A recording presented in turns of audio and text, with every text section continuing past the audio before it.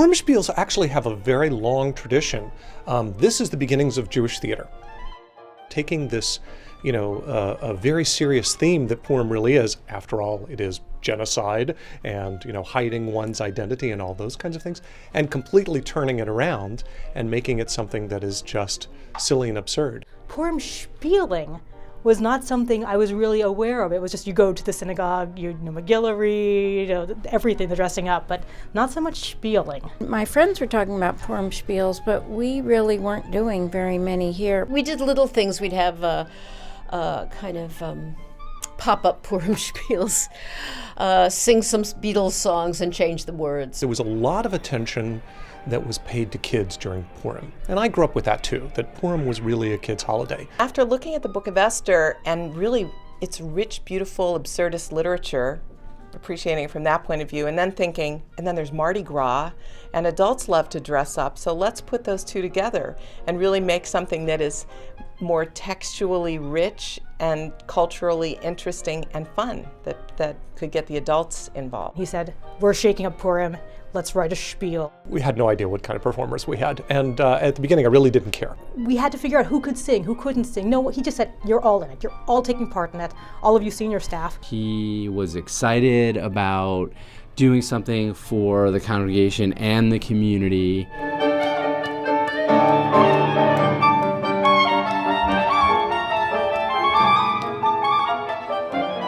The very first one we did, Borach. The Borat movie had just come out, and the Borat posters were sort of everywhere. He gave the background for how to do it, what he'd done in previous congregations, and then turned it over to me.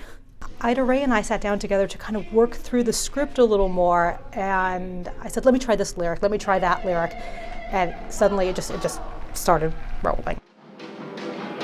You better bow down to me if you still want liberty. You better show me some respect and adulation. You better bow down to me. We started kind of small because, you don't know what you're dealing with. You don't know if people are going to like it. So Borach, the first one, was mostly focused on rabbi. It was kind of like, meet our rabbi, the one who sings, throw the Jews down the well. Schpiel is in my country very famous time. Almost as happy a time as national holiday we call running of the Jews.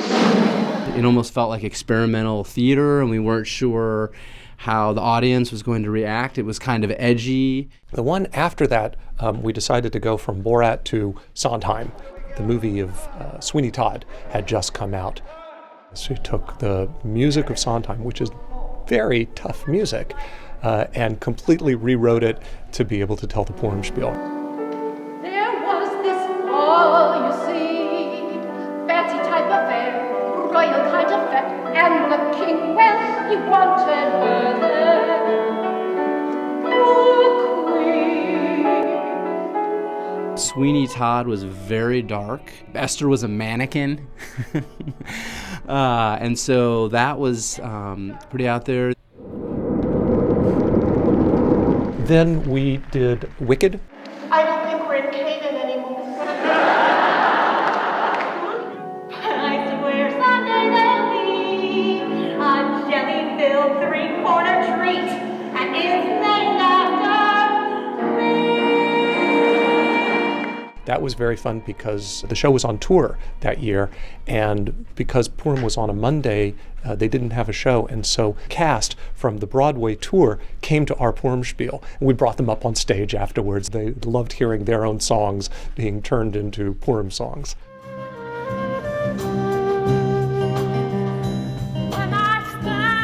Then we did Woodschlag. We had a lot of other people from the congregation because we needed lots of hippies. I brought back the volunteer choir idea, and then we thought, well, that would be fun. We'll get some of the volunteers involved in that. We discovered that we have a lot of hippies in the congregation. Who knew?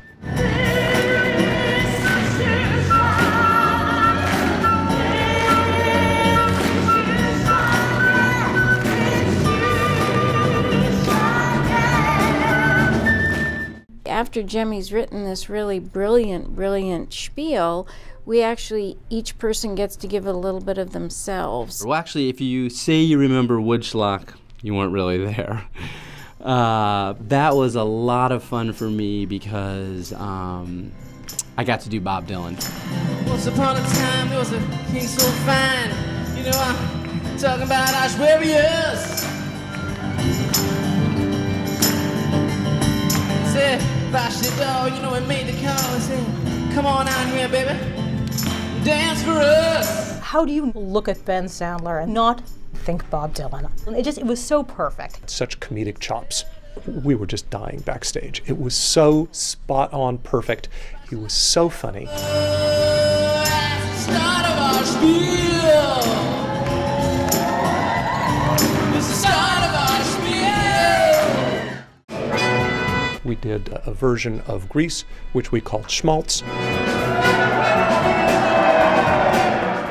And gave me a chance to wear my leather pants once again. I got to do a Sandra Dee imitation, you know, who doesn't want to try to be Olivia Newton-John, even though it's a little bit embarrassing. Every high school does this show, and it's always a way to get a lot of kids on stage at the same time. Same thing with a choir. You know, so are you going to be a poodle-skirted good girl or a greaser? Who are you going to be? They started developing characters, and I started, you know, little extra parts for people.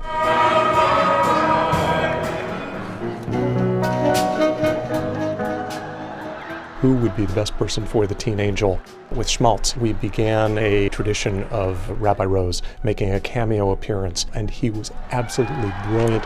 When we were in rehearsal, after the first time he did it, I said, I really don't know why we would continue the show after that moment. There's nothing left to do. I should drop out. No confirmation day for you. I should drop.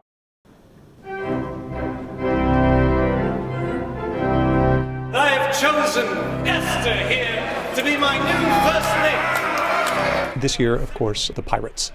I've been a longtime fan of Gilbert and Sullivan.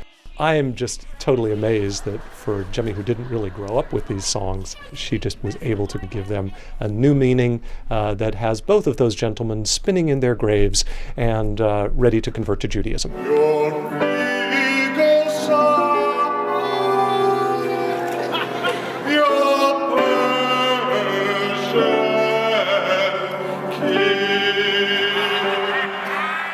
I spent a lot of time watching the Pirates of the Caribbean, enduring the Pirates of the Caribbean movies. Having done Sweeney Todd and Pirates of the Caribbean, I have now played Johnny Depp twice. Now, how many rabbis can claim that? The themes are generated by the Kahanas and Jemmy. Before the Purim Schpiel actually happened this year, Jemmy had already started writing next year's. I usually am thinking a year to 2 years out. We're always coming up with ideas like that could be a future Purim Schpiel. The Purim Schpiel is one of our great gateways to membership here because there's a buzz about our Purim Schpiels out in the community. So people who don't know us and never been here, they come to our Spiel and they think, whoa, I could fit in here. There's a little bit of something for everyone. This is a community that loves to laugh together, but there's also meaning behind this. For those who are looking for a synagogue, this is a great introduction to us. For the congregation or new members or prospective members to see us as people is wonderful. I think when people see our awe-inspiring building, that it can be a little intimidating. If they haven't grown up here and they don't already have memory associations of being in that space and experiencing the beauty of it, it's a threshold for some people that they have trouble maybe walking across. So I think for us to work completely against that stereotype on Purim and instead have it be the doors are open, there's absolutely no barrier, people are dressed up, they're being silly, they're enjoying each other's company.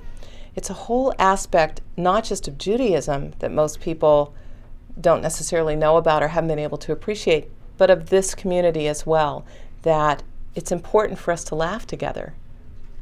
And we know how to do that. Peace,